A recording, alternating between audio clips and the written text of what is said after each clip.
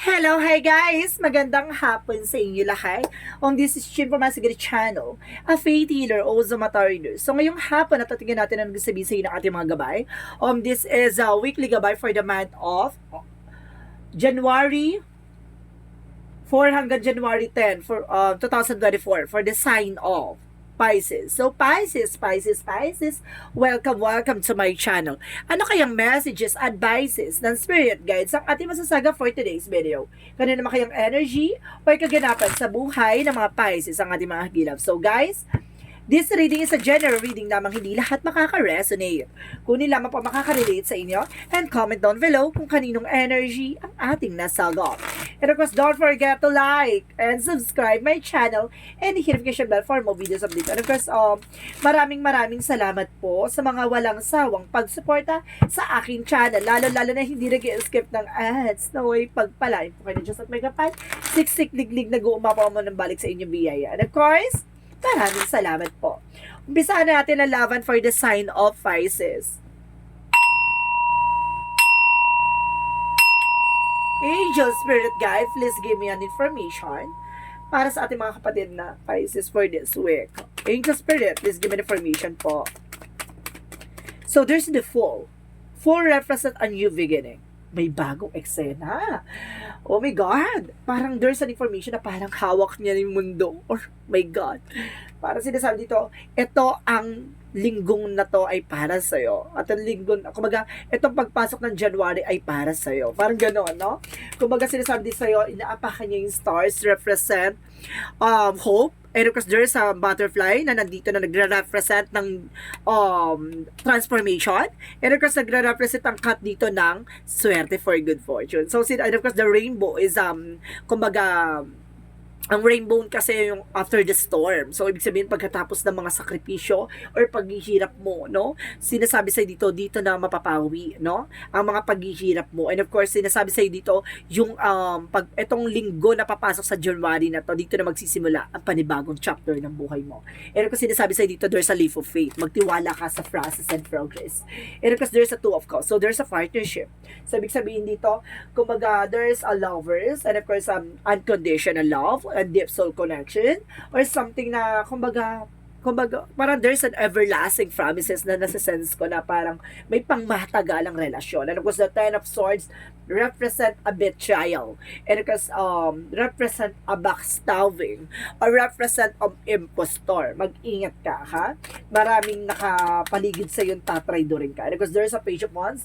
There's a new fresh ideas and new plans. So, may mga bagay na, diba, kumbaga papasok na panibagong eksena na magdadala sa'yo ng mga panibagong informasyon. And of course, there's Six of Wands, so there is a victory and success.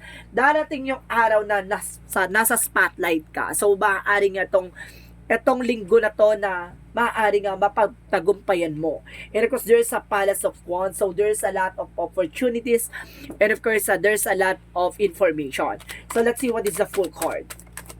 A full card represent the Four of Swords. So, the Four of Swords represent anxieties and fear or sleepless nights. So, sinasabi dito guys na kumbaga, kailangan mong ipahinga, no? Kailangan mong mag-retreat kasi masyado ng pagod ang utak at pagod na ang iyong isipan. So, sinasabi dito na huwag kang matatakot bagkus kailangan mo na magpahinga.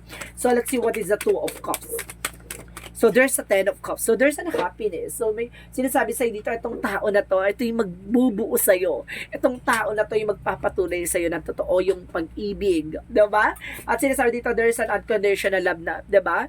No matter na nangyari from the past, sinasabi sa'yo dito na ito yung parang ito yung magpapatunay talaga sa iyo ng anumang uri or aspeto, tao, relasyon, anumang saksi, anumang kumbaga gender, anumang tragedy na nangyari sa iyo from the past, lahat ng to ay tatanggapin ka ng buo. Ganon. So, let's see what is the Ten of Swords. And of course, guys, there's a Two of Pentacles. So, there's a balance. So, kailangan maging balanse ka. No? Kumbaga, maging balanse ka sa sarili mo. No? Maging balanse ka sa lahat ng bagay. Kasi, the more nagiging balance ka, the more mo na parang, 'di ba, na parang nababalatan yung mga bagay-bagay o sitwasyon or yung mga tao sa paligid mo, nakikilala mo sila. no? Kung ano yung saloobin o ano talaga yung intention nila. Ganon. So, let's see what is the Page of Wands. So, there's an information with the King of Cups. So, there's a good news. So, itong balita na to, yung para malalaman mo na itong tao na to ay masyadong devoted sa'yo. Itong tao na to, mahal na mahal ka, di ba? Na, kumbaga, pati sa iba, nachichismis ka. Ganon.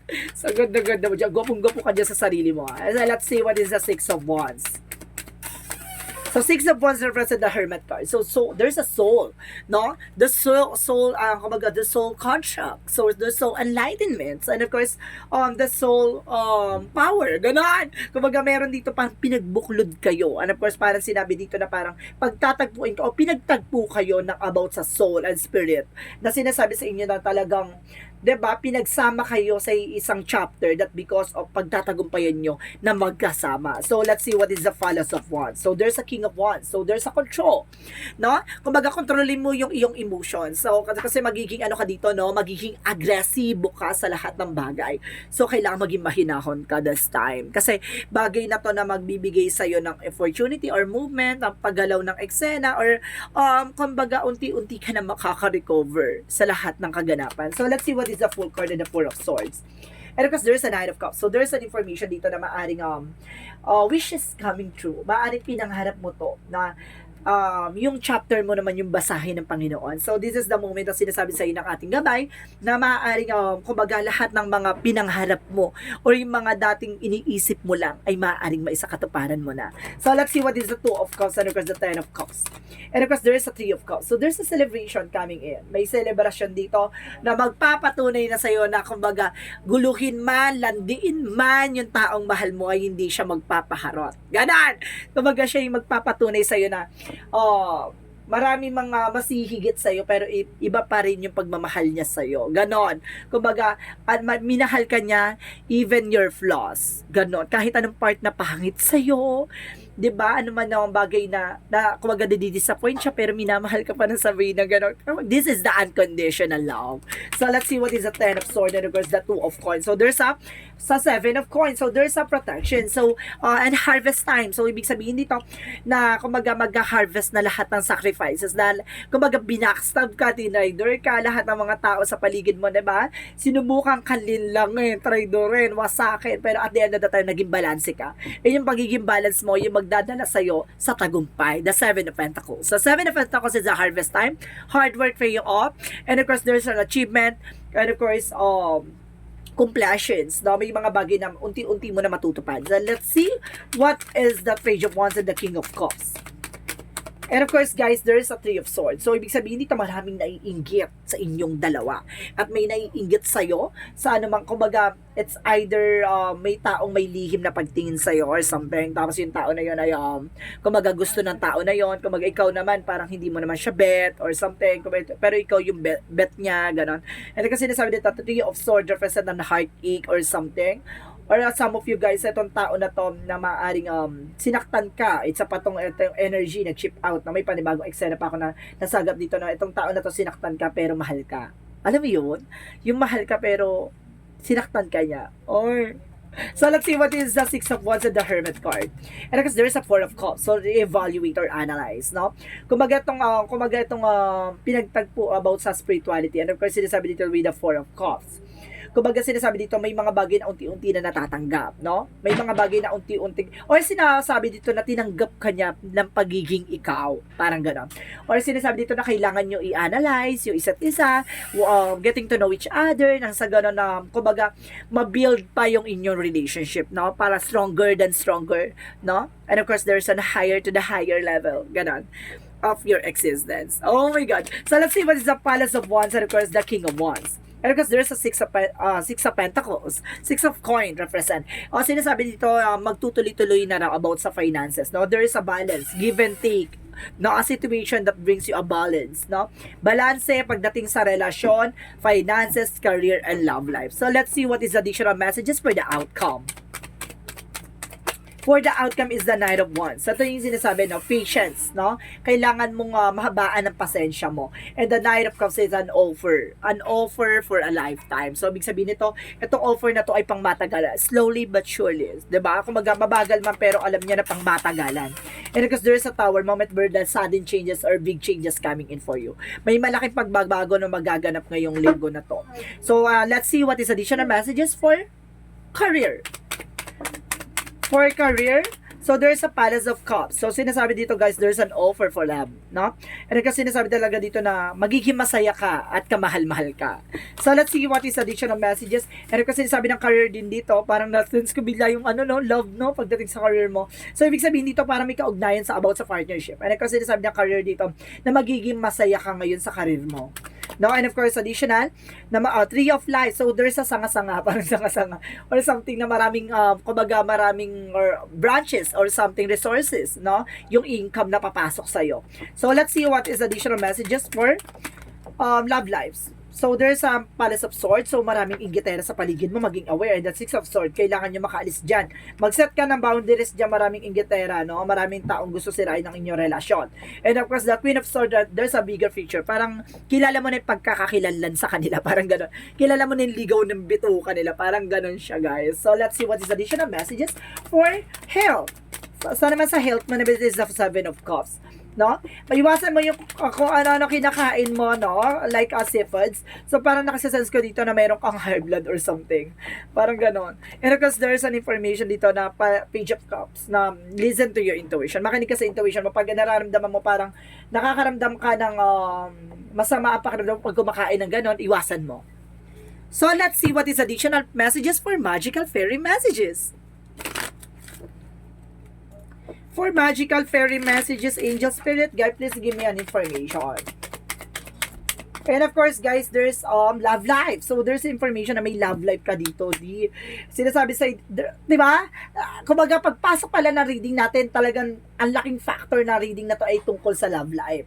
Now, as sinasabi dito, the basis of your questions involve your romantic life which is now changing for the better. Ibig sabihin, pagbabago, no? Nagbabago na ang takbo ng buhay mo ngayon. Kasi, kumbaga dati, luntoy kapag dating sa pag-ibig. So, this is the moment parang bigla, nag-boom ka bigla, no? Na biglang, ngayong kinikilig-kilig ka na. So, let's see what is the romance angels. Sige nga, pagdating sa romantic feeling and a romantic life, make the effort. So, kailangan mo ng effort dito, ha? Hindi puro kabig-kabig. Hindi pwedeng ganon. So, kailangan mo rin syempre ng kilig. And because there's a step for your guidance to take. So, kailangan mo talaga mag-take ng action. Something, kumaga, effort ka naman, di ba? So, let's see what is Archangel Michael messages. And be gentle with yourself. No? Huwag mo masyadong pinipressure yung sarili mo na kailangan ng ganito o kailangan mo ng ganyan. Hindi. Hayaan mo siya mag-unfold naturally. And because pay attention to your dreams. No? Kumbaga, tignan mo yung pangarap mo. No? Kumbaga, maging control ka sa situation o maging balance ka. Which is a love life. Kumbaga, kinikilig ka, nagmamahal ka, pero at the same time, kailangan mo mag-invest on your own. No? Kailangan mong mag-grow together. Kailangan mo to pa rin yung pangarap mo. So, let's see what is the Yin and Yang Oracle card.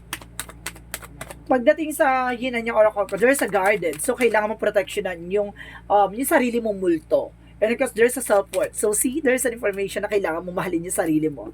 No? Which is may nagmamahal na sa'yo, pero kailangan mo syempre mahalin yung sarili mo. And there's a masculine energy. So, some of you guys, no, if you are Pisces men, no, maaaring itong tao na to na nagmamahal sa may pagkatibo or something naman guys na ito namang if you are Pisces women, itong tao na to mas masyado masculine, masarap siya sa part na to. And kasi sabi naman sa'yo, if you are kumbaga in general guys, no, kumbaga in all gender preferences na sinasabi sa'yo dito, may pagka-masculine tong pag-ibig na to or something ganon. So, let's see what is additional messages for angel spirit guides.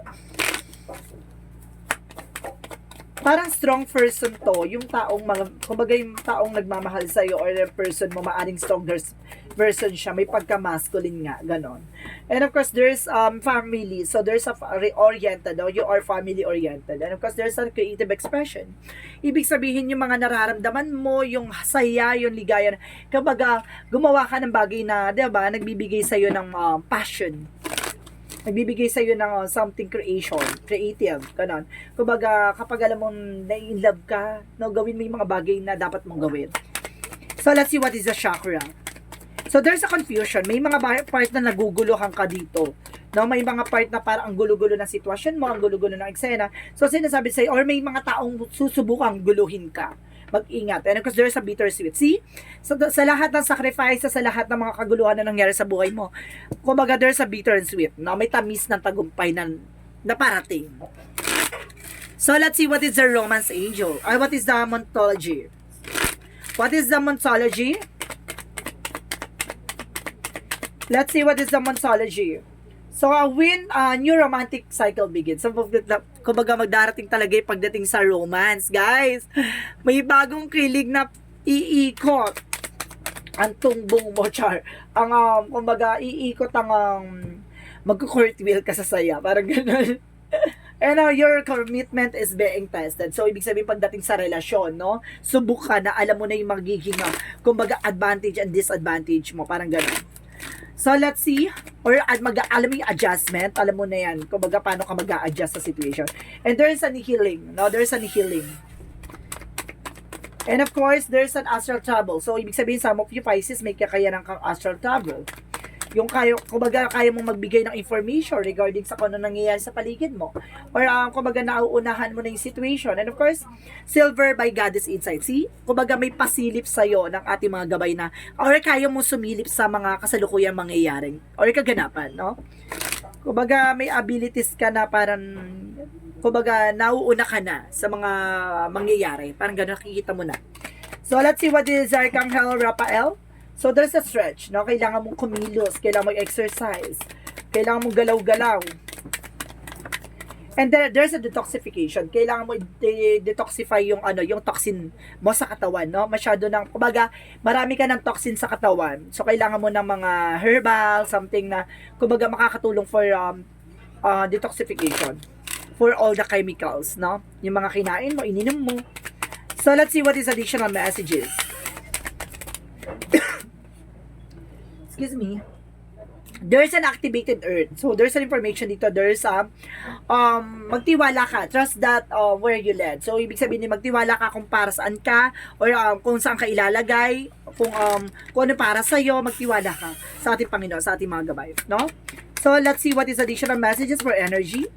For Chakra Archangel Raphael for healing. So, magkakaroon ka talaga ng healing dito in all aspects, no? Kumbaga kagalingan sa anumang uri ng karamdaman, sa anumang uri ng sitwasyon.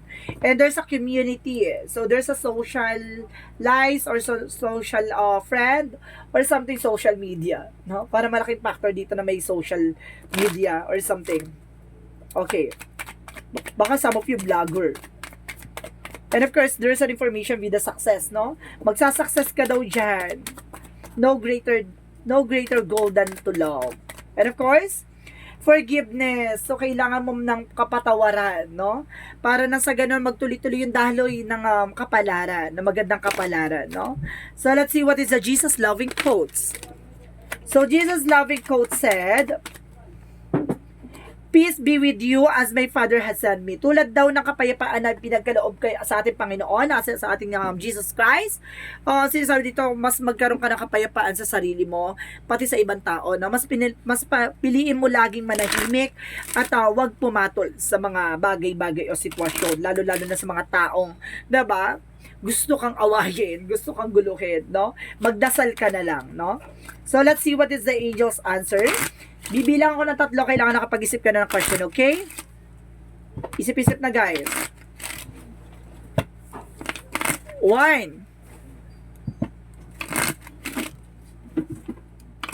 2, 3. Angel's answer. Give me an answer for your question. Anong kasagutan sa iyong katanungan? There's a no. No, marunong ka dapat humindi. No, no. No, no. wag mo rin daw gagawin yung mga bagay-bagay. Meron ka dapat iwasan, ingatan. Or there's a no sa sagot mo, sa tanong mo. And there's an abundance. Kasi there's a possible na sinasabi dito, may mga bagay na hindi ka dapat ginagawa kasi may kasaganahan na nag-aantay sa'yo. Abundance. So, let's see what is the angel's answer. Angel's number. Angel Spirit, please give me information. There's a 999. I am unique. So, ibig sabihin, kakaiba ka. Oh my God. May mga bagay na parang iba ka sa lahat. Take the past of your lessons and leave it where it belongs. So you can make the best of the life what is still waiting to be fulfilled by only you. Ikaw yung makakapagpabago sa buhay mo, no? So sinasabi sa'yo dito, kumbaga, pakawalan mo na yung nakaraan, pakawalan mo na yung mga bagay na nangyari sa'yo sa nakaraan, or may mga bagay na kailangan mo na natutunan tungkol sa nakaraan. So, sinasabi sa'yo dito na may mga bagay lang talaga na parang sinubok ka ng nakaraan. At kumbaga, kailangan mo nang baguhin ang kasalukuyan. At huwag ka nang tumingin ulit sa nakaraan. Don't pass hold you back, no? Huwag mo na balik-balik ka na nakaraan. Let's see what is the messages of life. There's an openness, no? Oh my God, talaga nagre-reflect sa ito, no? I know that when one door is closed and another opens, no? Today, I trust the universe. I trust myself. I trust the life, no matter what has gone before. And I have faith that something better is on this way.